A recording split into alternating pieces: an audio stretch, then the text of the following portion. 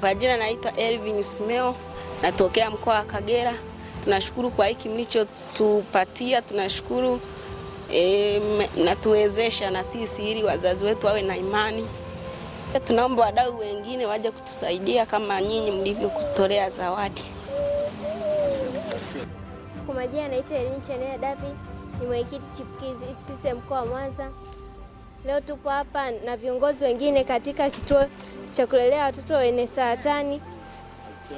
Leo tumekuja hapa kwa lengo la kuangalia chipukizi wengine wanavyoishi, matibabu wanaopewa na hali wanaoishi, pia kutoa mkono wa Pasaka. Siku chache baada ya hapa kutakuwa na Pasaka. Tumekuja kutoa kidogo tulicho nacho, imradi kuwashika mkono, kuwapa moyo wa kuendelea na maisha. Pia ningependa kuasisitiza wazazi kuendeleza watoto, wasikate tamaa, waendeleze katika masuala ya elimu.